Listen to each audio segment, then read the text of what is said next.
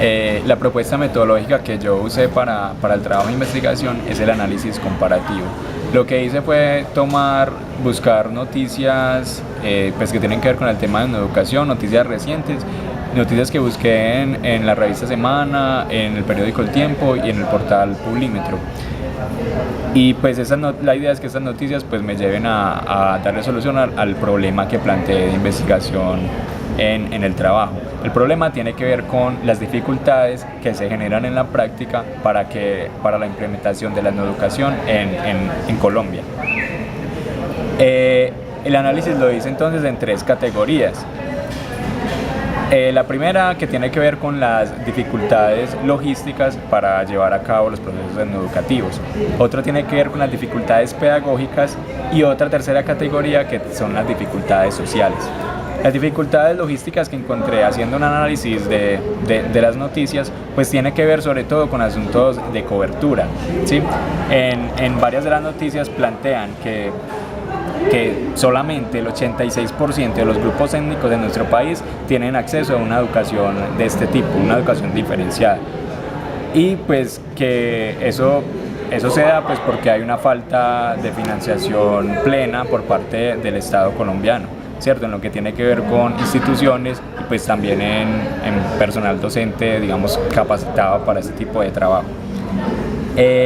Las dificultades pedagógicas tienen que ver en la forma como se entiende la educación. Es muy diferente la forma como la entiende el Ministerio de Educación Nacional a como la entienden en muchas comunidades indígenas, ¿cierto? Por ejemplo, en una noticia planteaban que en una comunidad indígena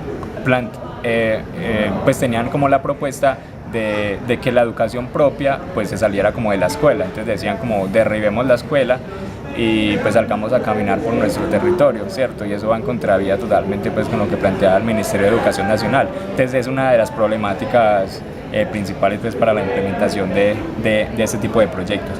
La tercera categoría que usé son las dificultades sociales. Esas dificultades pues tienen que ver con el conflicto armado especialmente, ¿cierto? Los fenómenos de desplazamiento que han generado, que hacen que esos procesos de no educación pues sean discontinuos, ¿sí? Y pues tiene que ver también con las dificultades sociales que se generan, pues tener poco acceso a la educación. Entonces se vuelve como un círculo vicioso, porque no hay buen acceso a educación, eso genera problemáticas sociales y pues como no tienen buenos elementos, digamos, educativos, pues no pueden generar como pues exigir formalmente al Ministerio de Educación Nacional pues que se implanten proyectos educativos en sus territorios. Pues digamos ya como postura que tomé en el trabajo y pues que pienso que podemos realizar es sobre todo centrado en lo que tiene que ver con las dificultades pedagógicas, que es donde nosotros nos podríamos desenvolver como futuros docentes, ¿cierto?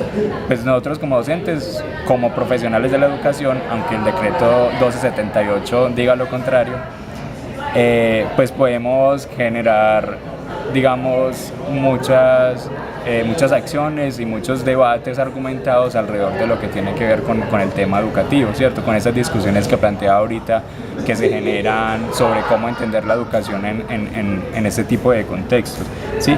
Pero además, pues también como ciudadanos, pues es importante conocer la legislación que tiene que ver con la educación, ¿sí?